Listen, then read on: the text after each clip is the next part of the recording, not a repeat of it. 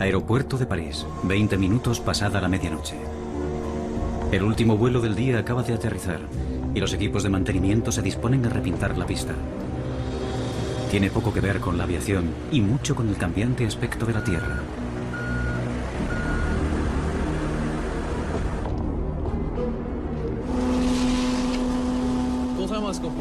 La mayoría de la gente no sabe que los números asignados a las pistas no se eligen al azar. Tienen una razón de ser. El número de cada pista corresponde a su rumbo magnético. Y tienen que cambiarse periódicamente porque en el polo norte magnético se desplaza hacia el norte real y la brújula del avión señala al norte magnético.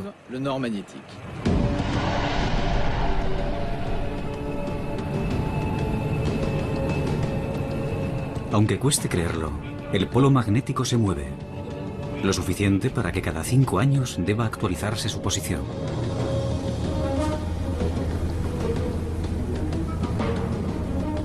Un selecto y audaz grupo de científicos viaja al Ártico y a su glacial océano para determinar exactamente dónde está el polo. 2 veteranos científicos llevan a cabo esta tarea desde hace 30 años. El geofísico canadiense Larry Nuit y el geólogo francés Jean-Jacques Orgeval. Empecé con la expedición del 73 y desde entonces he participado en todas. En el 84 estaba aquí. Encontrar el polo magnético es vital para todos los navegantes del mundo. Por extraño que parezca, la Tierra tiene 2 polos norte y ahora se encuentran a 700 kilómetros de distancia. El polo geográfico es el eje de rotación de la Tierra, pero es el polo magnético el que atrae las agujas de las brújulas y el polo que ahora está en movimiento. En esta latitud, el movimiento constante del hielo, combinado con los efectos del calentamiento global, convierte un aterrizaje en algo extremadamente peligroso. La banquisa es como un trozo de queso viejo repleto de grietas. La capa de hielo se mueve, se cierra y se abre. Cambia constantemente. Espero que el piloto encuentre un lugar seguro para aterrizar. Hace 30 años nunca veías el hielo en este estado. No había tantos agujeros. La superficie no es el único problema. Junto al polo, el campo magnético es casi vertical, lo que significa que la brújula del piloto ya no funciona. Hay que tomar el control y mantener el rumbo del avión.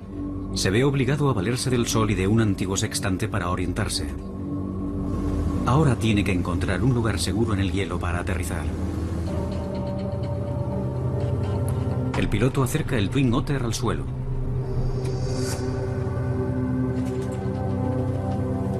Luego roza el suelo con suavidad para comprobar que el hielo puede soportar el peso del avión.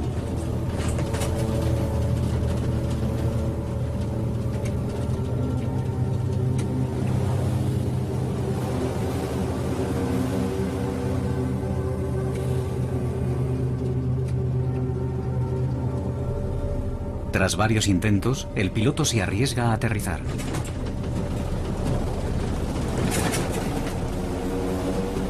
Se aferra a los mandos, preparado para reaccionar al más mínimo ruido de hielo rompiéndose.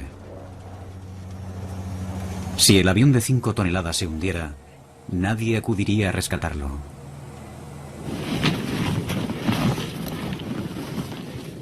Tened cuidado con los animales de 4 patas por aquí. Yo no he visto ninguno.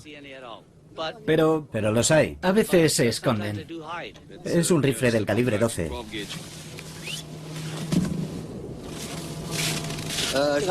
Acabamos de aterrizar en la banquisa con nuestro equipo polar. Estamos en 85 grados norte, 126 oeste. Un magnetómetro medirá la intensidad, la dirección y la inclinación del campo magnético. Este instrumento está conectado a un teodolito óptico con el que los científicos calculan su situación respecto al Sol. Está bien. Aquí arriba, la vieja y precisa brújula de Jean-Jacques Orgeval no funciona. La aguja no señala al norte real, porque aquí no hay a dónde señalar. El norte real está debajo de nuestros pies. A pesar de estar a 17 grados centígrados bajo cero, Larry Nuit va a tener que quitarse el abrigo. Y el reloj y las llaves, cualquier cosa metálica o magnética.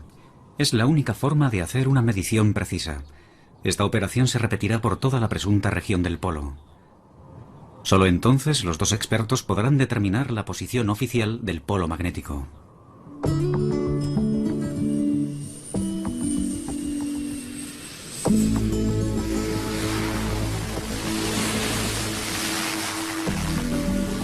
A nivel logístico es una misión complicada. El avión necesita repostar y eso significa que tiene que aterrizar otro avión. Esta es la última vez que Larry y Jean-Jacques hacen esto.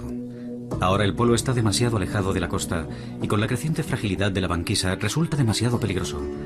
Aunque no sean tan precisos, a partir de ahora los satélites harán el trabajo.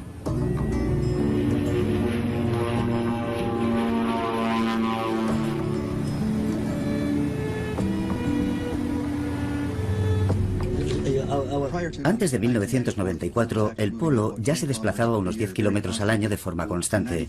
En el 94 nos dimos cuenta de que estaba empezando a acelerarse hasta unos 15 kilómetros al año. Y en 2001 descubrimos que se había acelerado hasta unos 50 kilómetros al año. 50.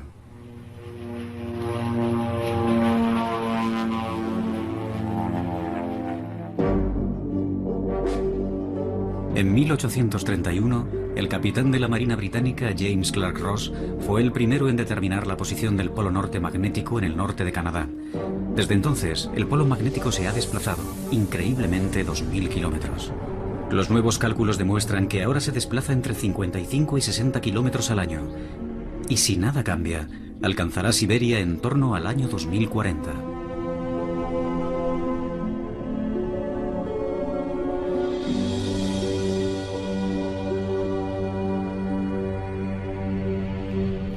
El polo magnético es, de hecho, el eje de nuestro campo magnético terrestre. A 3000 kilómetros bajo nuestros pies gira el núcleo terrestre formado por metales líquidos, y el hierro del núcleo genera un campo magnético invisible. Aunque poca gente sea consciente de su existencia, este campo magnético tiene una gran importancia en nuestra vida diaria. La prueba más clara de su existencia puede encontrarse en las regiones polares del planeta, las auroras. Se forman cuando partículas de origen solar quedan atrapadas en el escudo magnético de nuestro planeta.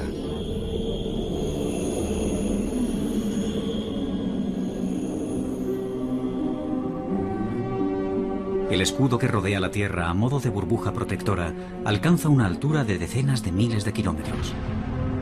Nos protege de partículas letales procedentes del espacio exterior e incluso de nuestro propio Sol.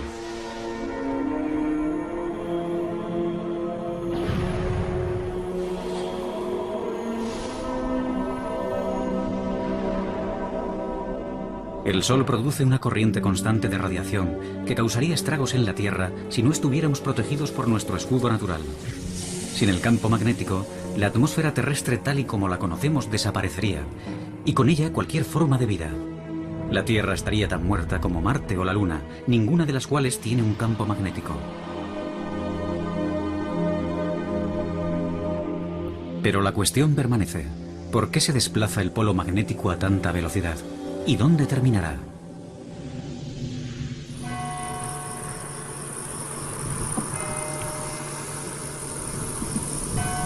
Algunas respuestas a estas preguntas podrían encontrarse en el sur de Francia, a 40 kilómetros al norte de Aix-en-Provence, en el apartado y casi oculto pueblo de Cadarache. Aquí se encuentran unas importantes instalaciones de la CEA, la Comisión de la Energía Atómica Francesa, donde se desarrolla la cuarta generación de centrales nucleares. No es un lugar en el que se pueda entrar fácilmente.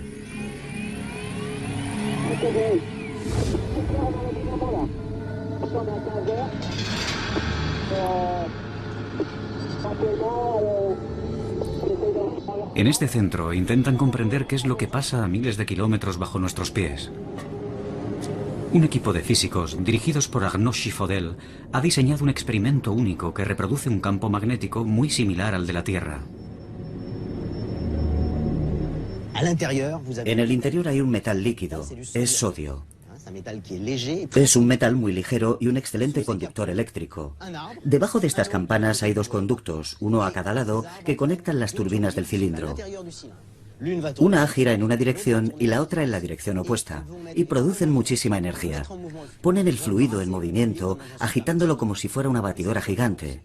En determinadas condiciones, las turbulencias generan un campo magnético de la misma forma que el movimiento en el núcleo terrestre crea el campo magnético que mueve la aguja de tu brújula.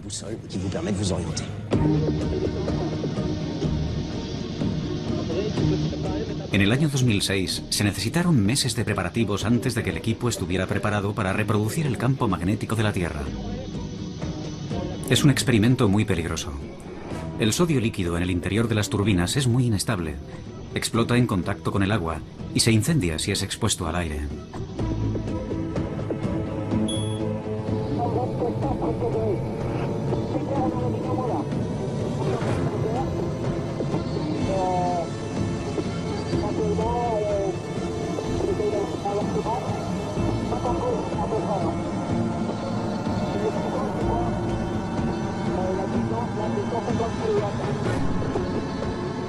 Ahora llega el momento de la verdad.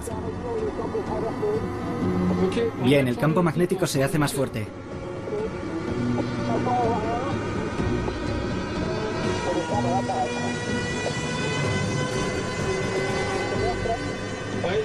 Acaba de empezar.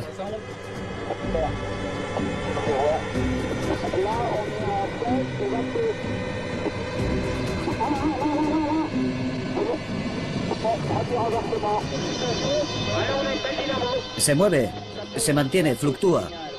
Bien, está en positivo, no lo pierdas de vista. Vamos a intentar hacer un par de mediciones. Los resultados son elocuentes. No solo han vuelto a replicar una vez más el campo magnético, también el campo se ha invertido. Y lo ha hecho más de una vez. Empezó a fluctuar en torno a estos valores y enseguida observamos la primera inversión. De repente volvió a cero y siguió en la otra dirección, y así más veces. Así que se invirtió de forma espontánea en una y otra dirección. La cuestión ahora es, ¿podría pasar lo mismo en el mundo real? ¿Podría el campo magnético terrestre y por lo tanto su polo magnético invertirse? ¿Podría darse la vuelta? La respuesta podría estar en el fondo del océano Atlántico. A lo largo de millones de años se han depositado sedimentos en el fondo marino. Muchos son de origen volcánico. Algunos de estos sedimentos contienen partículas metálicas. Al depositarse, señalan hacia el norte y nos dicen dónde estaba el polo en ese momento de la historia. El Marion Dufresne es el barco de investigación del Instituto Polar francés. Está equipado con una enorme máquina perforadora que puede penetrar en el fondo marino a 6.000 metros de profundidad.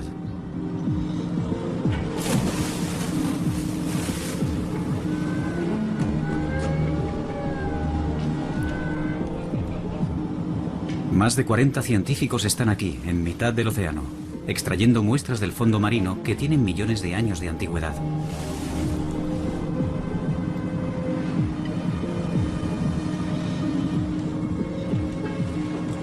Es un trabajo muy delicado y físicamente exigente. Cada hora, la perforadora saca a la superficie pequeñas secciones del lecho marino. Los científicos creen que estas muestras podrían haber registrado la posición del polo magnético a través del tiempo geológico.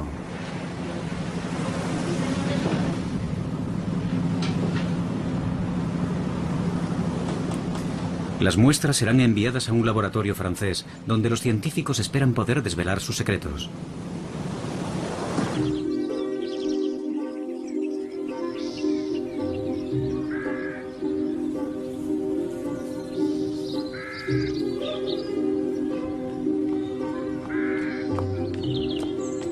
Catherine Kissel trabaja aquí, en este castillo del siglo XVIII de Gif-sur-Yvette, al sudoeste de París, un elegante campus del Centro Nacional de Investigación de Francia. Hoy es un día importante para ella y su equipo. En unos instantes por fin empezarán a analizar las muestras de las profundidades marinas de la expedición atlántica.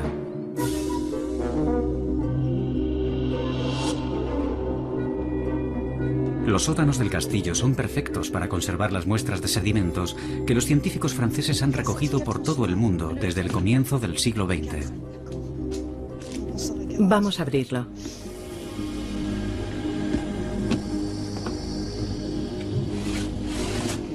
Así. Muy bien.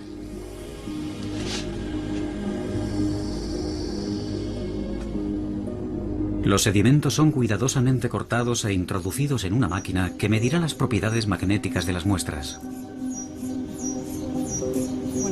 Los números empiezan a correr en cuanto la muestra entra en el aparato.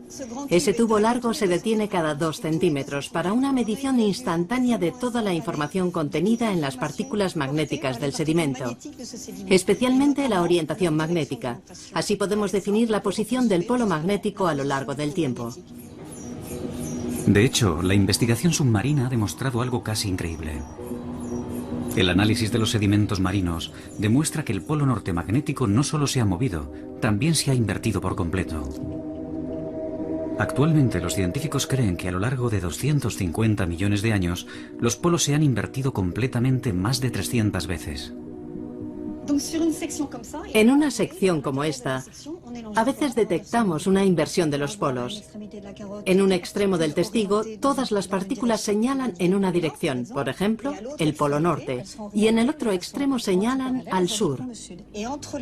Entre los dos, encontramos el mecanismo de inversión magnética que puede observarse con mayor o menor detalle dependiendo del grosor del sedimento correspondiente a la inversión.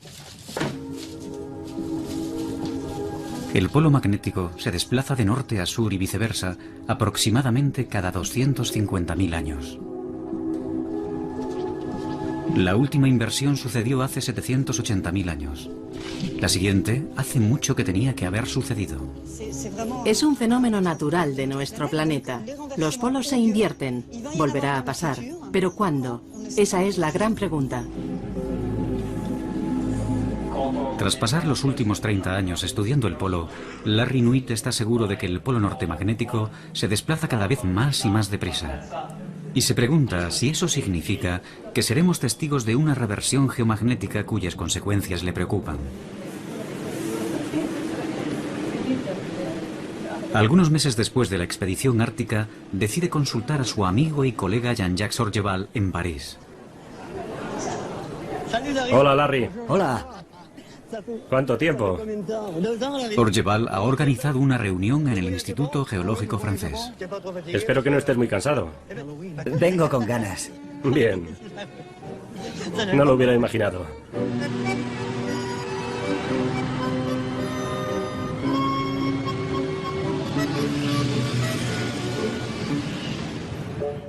Hace más de un siglo que los científicos estudian aquí el núcleo magnético terrestre. Hola, Larry. ¿Cómo te va? No me va mal. ¿Qué tal el vuelo? El geofísico Gauthier Hulot es el especialista en la materia más respetado. Hola, ¿qué tal? ¿Todo bien? Sí, todo bien. Bueno, ya estamos aquí. Bien, muchas gracias. Vamos a empezar. Hulot ha dedicado muchos años al estudio del campo magnético de nuestro planeta. Él sabe mejor que cualquiera lo que sucedería si se produjera una reversión geomagnética. El campo magnético disminuye. Cada vez es más débil y menos bipolar. Se está produciendo una reversión. Existe un momento en la vida de un campo magnético en el que el campo magnético no tiene solo dos polos, uno norte y otro sur. Tiene muchos polos y no es tan fuerte.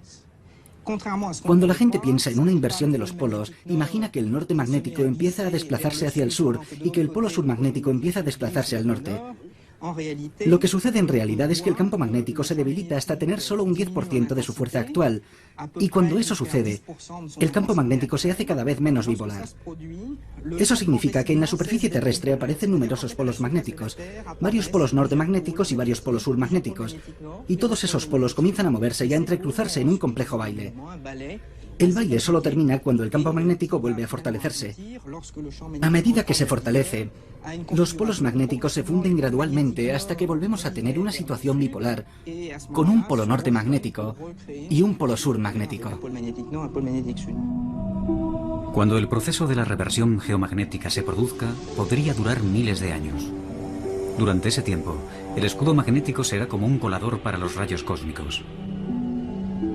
¿Qué será de nosotros cuando perdamos la mitad o más del escudo que protege a nuestro planeta? ¿Se convertirán las radiaciones solares y cósmicas en una amenaza para la vida en el planeta? En los últimos 150 años, el escudo magnético ha perdido un 15% de su fuerza. Y cada año pierde más. ¿Es esta la señal de que la reversión geomagnética ya ha comenzado? A Gautier Hulot le preocupa lo que ve en el Atlántico Sur. Hay sitios de la superficie terrestre que tenemos que vigilar. Por ejemplo, el Atlántico Sur. La así llamada anomalía del Atlántico Sur es una zona donde el campo magnético es mucho más débil que en otras regiones en la misma latitud. Sabemos que una cascada continua de fenómenos similares es lo que conduce a la reversión.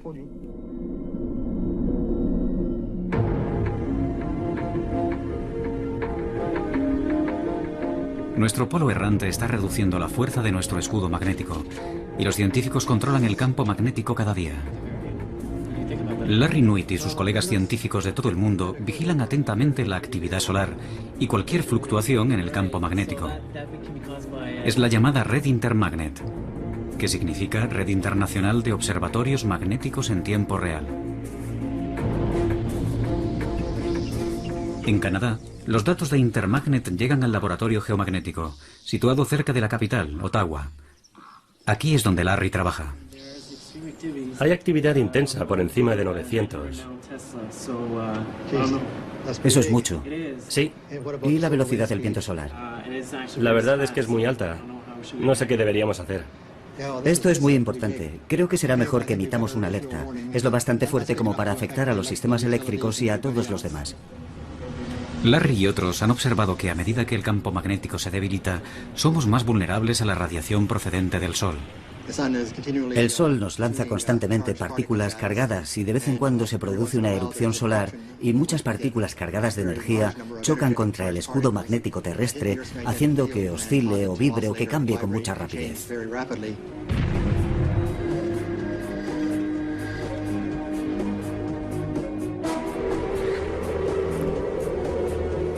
Ahora, en las latitudes más septentrionales, el escudo es mucho menos eficaz y los efectos de las tormentas solares mayores. 1994. La actividad solar daña un satélite canadiense, el Anique 2, interrumpiendo todas las comunicaciones en el norte de Canadá. 1989. Una tormenta solar provoca un apagón eléctrico en la provincia de Quebec. Debido a su proximidad al polo magnético, este sistema es muy sensible a las tormentas solares y a las variaciones en el campo magnético. En el oeste de Canadá, los oleoductos, vitales para la industria del petróleo y del gas, son sensibles al campo magnético terrestre. Sin la protección plena del escudo magnético, podrían producirse sobrecargas eléctricas, vertidos de petróleo, incendios y explosiones. Se podría pensar que en la época del GPS no tenemos que preocuparnos por orientarnos con el magnetismo. Pero el sistema GPS depende de los satélites y estos son vulnerables a las tormentas solares. Cuando se producen, los errores de cálculo llegan a alcanzar los 100 metros. Son malas noticias también para la industria de la perforación en alta mar, que precisa datos de posicionamiento exactos para mantener las plataformas en su lugar.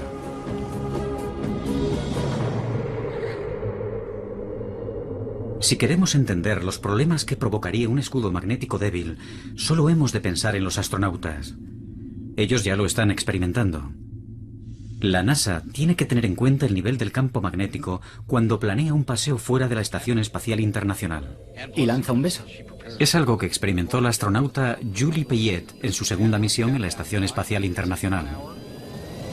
1 hora 40 minutos. Motor principal. 4, 3, 2, 1. Ignición. Y despega el Endeavour. Kibo hace realidad el sueño japonés. El día del lanzamiento, el transbordador espacial Endeavour alcanzó una altitud máxima de tan solo 400 kilómetros, porque a esa altura el campo magnético aún ofrece una moderada protección a los astronautas. Prácticamente todos los astronautas han experimentado en el espacio los denominados flashes visuales, una prueba definitiva de su exposición a la radiación cósmica.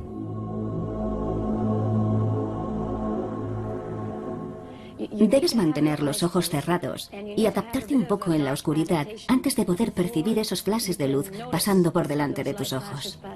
Son como una estrella fugaz que pasa por delante de tus ojos. Es muy rápido, luego desaparece y solo hay oscuridad. No son muy numerosas, así que no es como fuegos artificiales o como un fogonazo. Es uno y luego tienes que concentrarte y puede que veas un segundo, tal vez.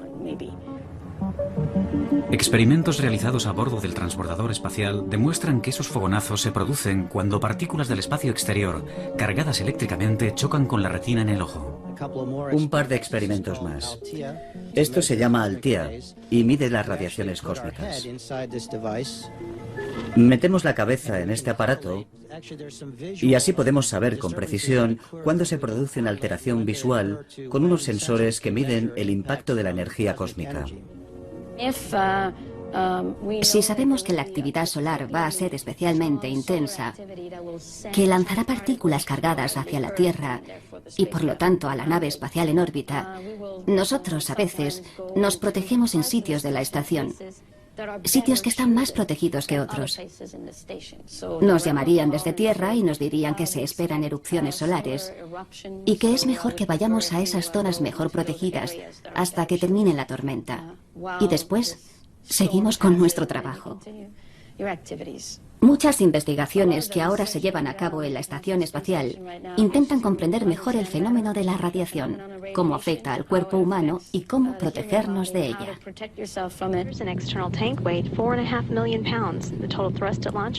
Uno de los grandes retos de una misión tripulada a Marte es proteger a los astronautas de las radiaciones cósmicas durante los largos meses de viaje.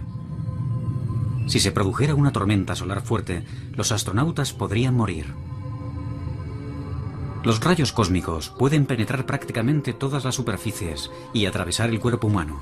En contacto con una célula, podría atravesarla sin producir ningún efecto, matarla o provocar que la célula mute y se convierta en cancerosa.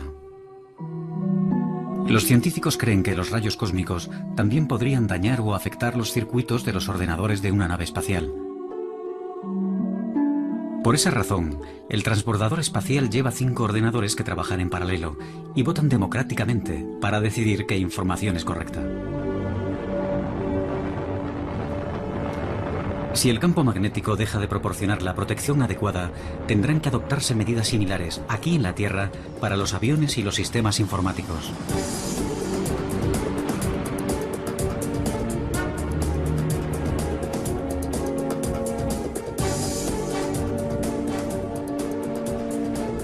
Si la gente que está más cerca de la superficie de la Tierra estuviera alguna vez expuesta al nivel de radiación que soportan los astronautas, el primero en saberlo sería Jean-François Botellier, del Instituto Francés de Radioprotección y Seguridad Nuclear. Hoy Botellier tiene una misión que cumplir. Está a punto de embarcar en un vuelo rumbo a Canadá. Creo que deberíamos separarnos aquí para pasar el control de seguridad. Nos veremos en el avión. Les damos la bienvenida al vuelo número F233. El tiempo de vuelo estimado es de 4 horas y 23 minutos. Sin duda, Jean-François Botellier no es un pasajero normal. Su equipaje incluye un ordenador que evaluará la exposición a las radiaciones cósmicas durante el vuelo. Este sistema ha sido desarrollado recientemente por la Autoridad de Aviación Civil francesa. Esto es lo que estamos midiendo. Los niveles inferiores registrados en tierra están ahí. Y la lectura aumenta con la altitud. A la altitud de vuelo, los niveles de radiación son de 10 a 15 veces más altos que en tierra. Y las partículas atraviesan la cabina del aparato. Y el detector dentro del aparato registra una señal. La Unión Europea exige que las líneas aéreas midan el nivel de radiación cósmica al que están expuestas sus tripulaciones. De hecho, deberán ser tratadas como trabajadores de la industria nuclear. En un vuelo transatlántico puede recibir la misma radiación que con una placa de rayos X.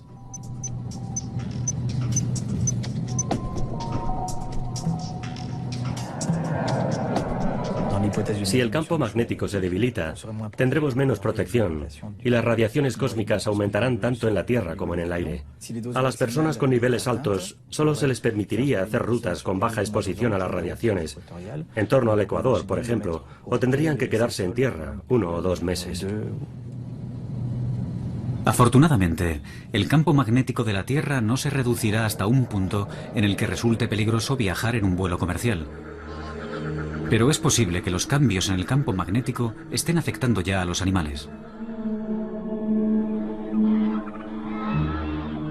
Cada año muchas especies de animales migran miles de kilómetros para alimentarse y reproducirse. Son capaces de localizar la ubicación exacta de su nido con una precisión de 1 metro.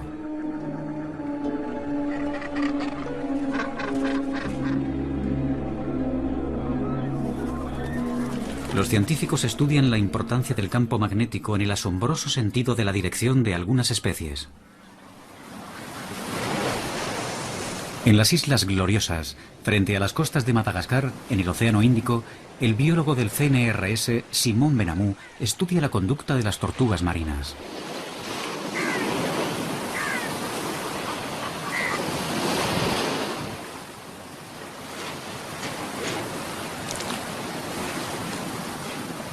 Benamou cree que esta especie tiene un sistema de navegación biológico que utiliza el campo magnético terrestre. Una buena forma de comprobar cómo navegan estos animales es sacándolos de sus áreas de reproducción o de sus nidos y liberarlos a una buena distancia para ver cómo vuelven a casa. Para demostrar su teoría, captura ejemplares a los que coloca una radiobaliza que le permite seguir los movimientos vía satélite. Hay que evitar cualquier contacto. En las cabezas de algunas tortugas pegan un imán 100 veces más potente que el campo magnético terrestre. Está bloqueada.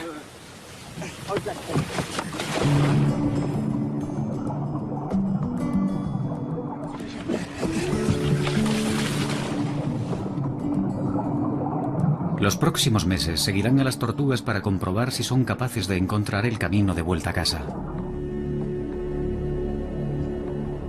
Las tortugas llevan en la Tierra mucho más tiempo que los humanos.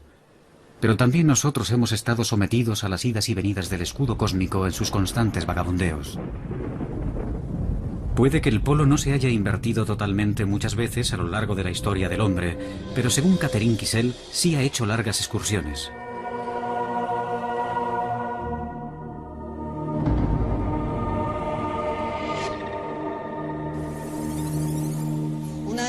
Esta es la lectura de una muestra del Atlántico Norte. Vemos el polo en una posición estable y de repente cambia a una posición absolutamente anormal cerca del Ecuador. Luego vuelve a la misma posición estable anterior. Es una excursión geomagnética acompañada de un descenso en la intensidad. El polo se mueve de norte a sur y vuelve al norte, pero por una ruta diferente. El polo magnético se desplaza al sur del Ecuador y luego regresa. Esto ha pasado varias veces en los últimos 40.000 años.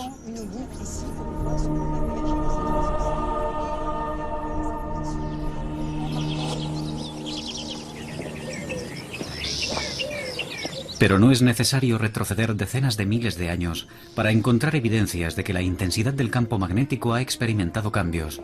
Se han encontrado pruebas de ello en la hermosa arquitectura de la región de Borgoña, en Francia. Agnès Ginevey trabaja en el Hospicio de Beaune del siglo XV. Ella es una arqueóloga especial, una arqueomagnetista.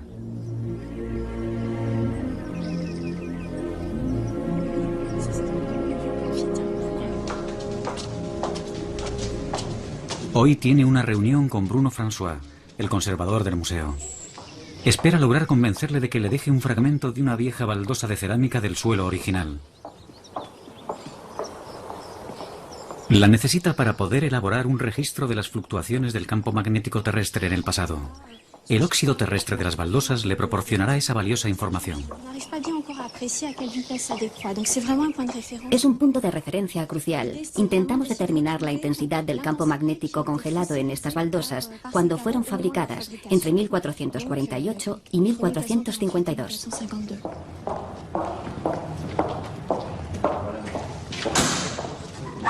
Detrás hay una puerta oculta. Una puerta cerrada con llave.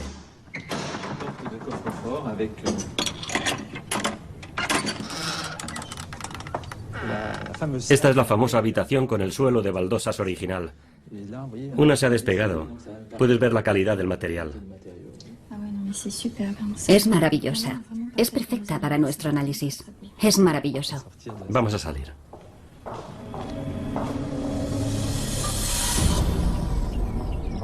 Para conseguir que las baldosas revelen sus secretos, Agnès tiene que someterlas a un largo y meticuloso procedimiento en el laboratorio. Para empezar, toma una muestra de la parte de atrás de una de las baldosas de Beaune. Larry y Jean-Jacques han sido invitados al laboratorio del Instituto de Geofísica para proseguir sus investigaciones.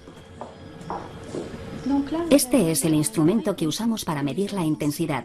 Esto es un magnetómetro de vibración triaxial. A continuación, las muestras son calentadas y enfriadas para devolverlas a su estado magnético original. El sistema ha empezado a vibrar. Este es el escudo magnético que anula el campo magnético terrestre. Exacto, eso es. Este proceso proporciona información sobre el estado del campo magnético en el momento en el que fue fabricada la baldosa. En el interior el magnetismo es cero y podemos crear un campo magnético artificial. Sustituimos la primera lectura que obtuvimos cuando enfriamos la baldosa por una nueva lectura obtenida en un campo en el que controlamos la dirección y la intensidad. El equipo de Agnès funciona como una especie de máquina del tiempo.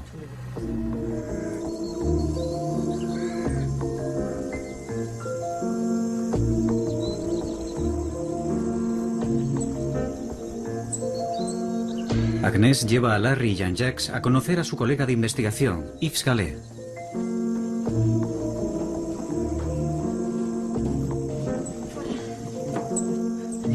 Lo maravilloso de las baldosas de Bonn es que sabemos con seguridad que son de mediados del siglo XV, entre 1448 y 1452 para ser exactos. Tenemos otros fragmentos de diferentes partes del mundo y lo más importante es que todos están datados con precisión. En estos cajones se guardan millares de valiosas muestras. Cerámica antigua procedente de todo el mundo de investigaciones previas: Francia, Italia, Siria, Camboya, Brasil. Con mediciones precisas de las diferencias existentes entre sitios distintos en el mismo momento, por ejemplo de Francia y Brasil, podemos comparar la variabilidad, consiguiendo así información acerca del campo magnético terrestre.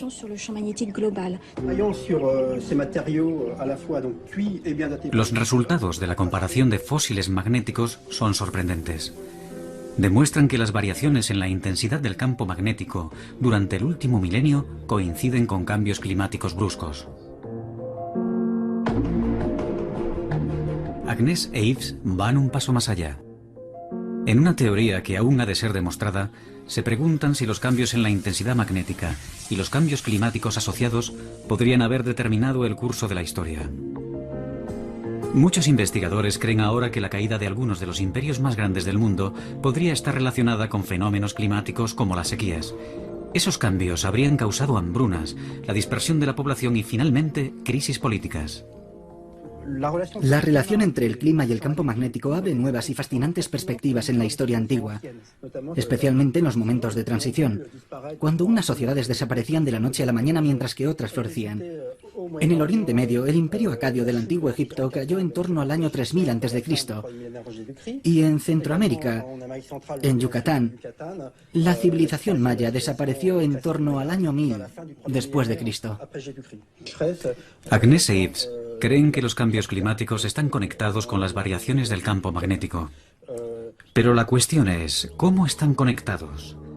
Tal vez la respuesta se encuentre en la formación de las nubes. La abundancia de nubes hace que la temperatura de la Tierra disminuya, ya que las nubes reflejan la luz del Sol. Por la misma lógica, la ausencia de nubes hace que la temperatura aumente. El campo magnético terrestre podría haber desempeñado un papel importante en las variaciones en la formación de nubes, y el grado de nubosidad podría haber causado fluctuaciones climáticas rápidas en los últimos 1000 años.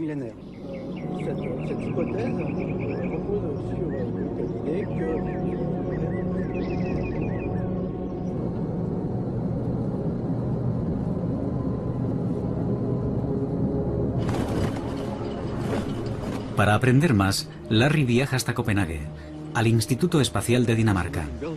Aquí conocerá a Henrik Svensmark, quien trabaja en las relaciones entre los rayos cósmicos, las nubes y los cambios climáticos.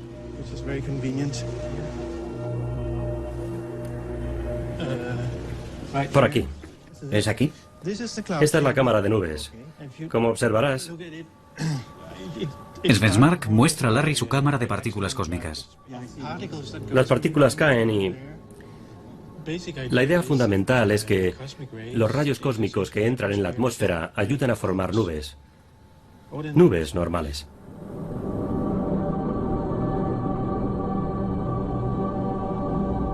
Los rayos cósmicos son partículas de alta energía que llegan del espacio exterior casi a la velocidad de la luz.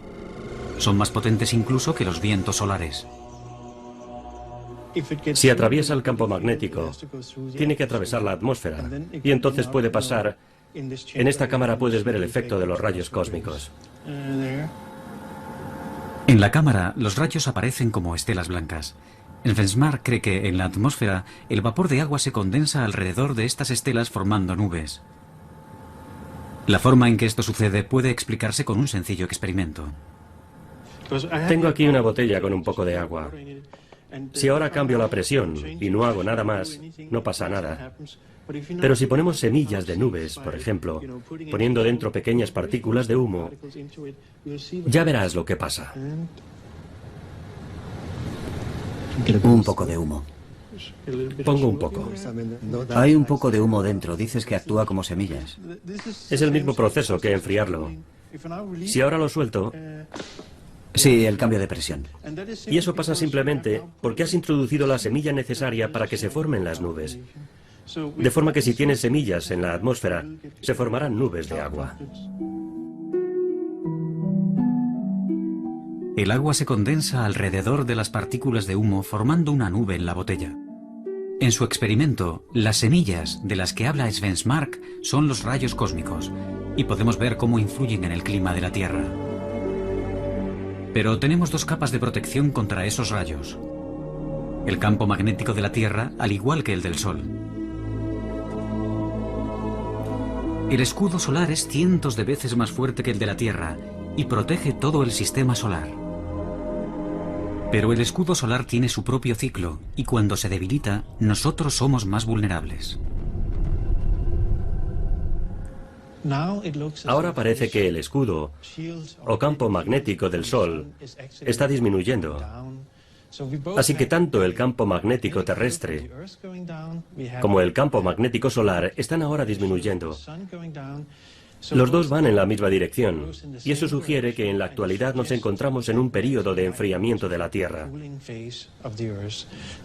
este sentido, creo que la naturaleza demostrará lo importante que es comparado, por ejemplo, con las emisiones humanas de gases de efecto invernadero.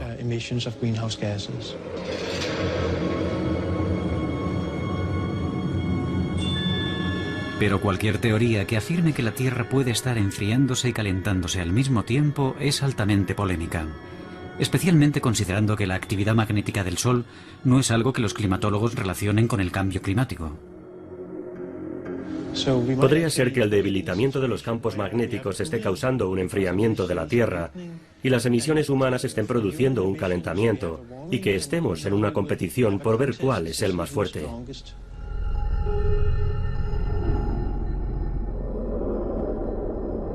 El Centro Europeo de Investigación, con sede en Ginebra, ha decidido invertir 15 millones de dólares para comprobar si la teoría de las nubes de Svensmark es correcta.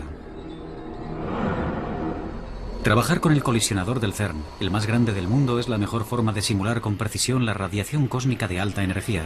Los resultados se conocerán en los próximos años.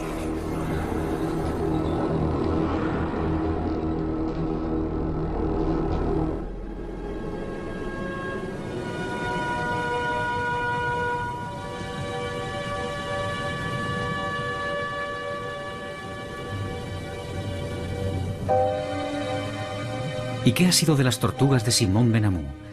De regreso en Francia, tras su estancia en el soleado Océano Índico, Benamou se dispone a comprobar el itinerario de sus tortugas a través de su largo periplo marino.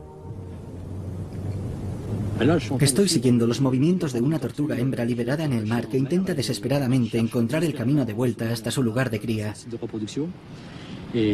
Ha sido arrastrada por las corrientes, que son muy fuertes en esta zona.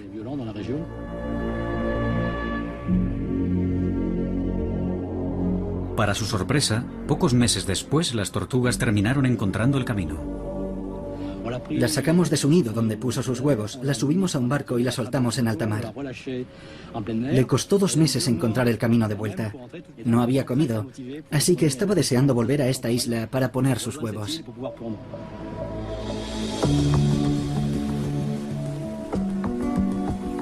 La investigación del Dr. Benamou demuestra que estos animales pueden, al final, confiar en otros mecanismos, como su sentido del olfato para encontrar su camino.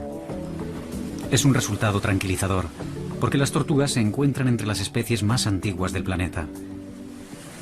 Las tortugas ya han sobrevivido anteriormente a muchas reversiones geomagnéticas.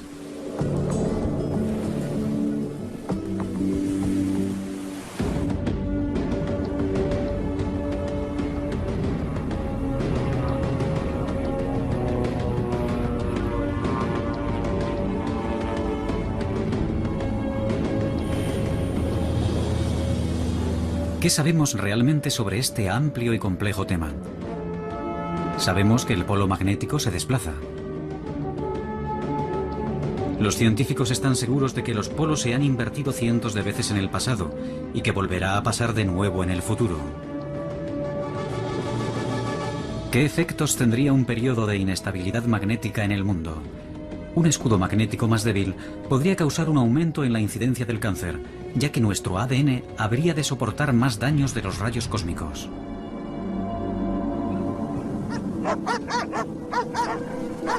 Quizás se produjeran extrañas fluctuaciones meteorológicas y cambios climáticos.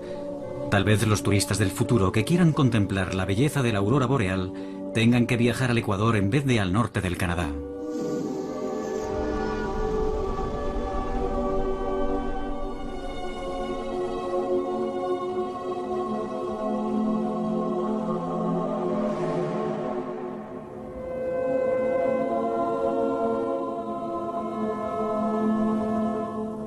Lo que no sabemos es cuándo ocurrirá. ¿En 10 años? ¿En 10.000?